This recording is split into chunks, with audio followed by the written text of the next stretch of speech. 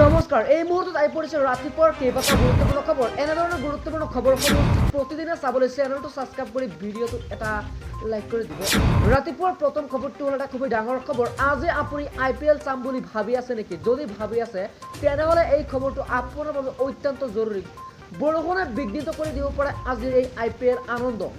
এতিয়া প্ৰশ্ন হ'ল বতৰে বিঘ্নিত কৰিব নেকি আইপিএলৰ উদ্বোধন আৰু লাখ লাখ ক্ৰিকেট প্ৰেমীৰ মনত আঘাত দিব নেকি বতৰে লগতে মূলধাৰ বৰষুণে বিপদত পেলাব নেকি আয়োজক সমিতিক সভাপতি নিৰ্বাচন হোৱাৰ পিছত প্ৰথমবাৰৰ বাবে গদুৰ দায়িত্ব বিধায়ক তৰংগৰ আজি বতৰ বিজ্ঞান কেন্দ্ৰই জাৰি কৰিছে য়েলো এলাৰ্ট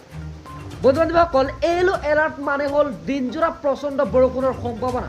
এতিয়া প্ৰশ্ন উঠিব বৰষুণ হ'লে কি কৰিব আয়োজক সমিতিয়ে হেয়াৰ ড্ৰায়াৰ স্ত্ৰীনে মোবাইল ফ্লেছ মাৰিব আজি বতৰে বিঘ্নিত কৰিব নেকি আইপিএলৰ উদ্বোধন পৰৱৰ্তী খবৰটো হ'ল এটা খুব ডাঙৰ খবৰ অৰুণাচলত উৎখাত শিশু সৰবৰাহ চক্ৰ অৰুণাচলত উদ্ধাৰ হৈছে অসমৰ 10 অপব্যৱহৃত শিশু সৰবৰাহৰ বিৰুদ্ধে বৃহৎ সাফল্য লাভ কৰিছে তিনিচুকীয়া আৰক্ষীয়ে চুবুৰীয়া অৰুণাচল প্ৰদেশত এক শিশু সৰবৰাহ চক্ৰ উৎখাত কৰি মংগলবাৰে তিনিচুকীয়া আৰক্ষীয়ে শিশু সৰবৰাহকাৰীৰ কবলৰ পৰা উদ্ধাৰ কৰিবলৈ সক্ষম হৈছে অসমৰ পৰা 10টি শিশু ডুমডুমা আৰক্ষীৰ গোপন সূত্ৰৰ ভিত্তিত অভিযান চলাই তিনিচুকীয়া আৰক্ষীয়ে অৰুণাচল প্ৰদেশৰ পৰা শিশুকেইটিক উদ্ধাৰ কৰে শিশু সৰবৰাহৰ অভিযোগত আৰক্ষীয়ে এগৰাকী ব্যক্তিকো সোধা পোছাৰ বাবে আটক কৰা বুলি জানিব পৰা গৈছে উল্লেখযোগ্য যে বিগত বৰ্ষৰ জুলাই মাহত অসম আৰক্ষীয়ে পশ্চিমবংগত আন্তঃৰাজ্যিক শিশু সৰবৰাহৰ ৰেকৰ্ডৰ পৰা 4গৰাকী মহিলাকে ধৰি প্ৰায় 48টি শিশুক উদ্ধাৰ কৰিছিল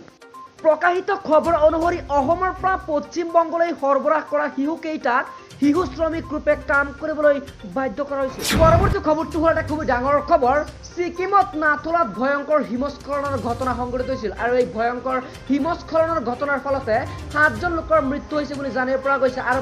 350 জনৰ অধিক লোক উদ্ধাৰ কৰা হৈছে আৰু পুনৰ চলিব উদ্ধাৰ অভিযান বুলি জানিব পৰা গৈছে সিকিমত প্ৰকৃতিৰ তাণ্ডৱ এই ভয়ংকৰ হিমস্খলনত প্ৰাণ গ'ল 7জনকৈ লোকৰ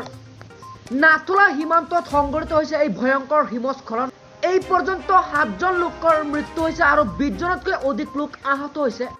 350 জন পৰ্যটকক উদ্ধাৰ কৰা হৈছে এই ভূমিস্খলনৰ পৰা আৰু গেংটকৰ জৱাহৰলাল নেহেৰু পথৰ 14 মাইলত এই ঘটনা সংঘটিত হৈছে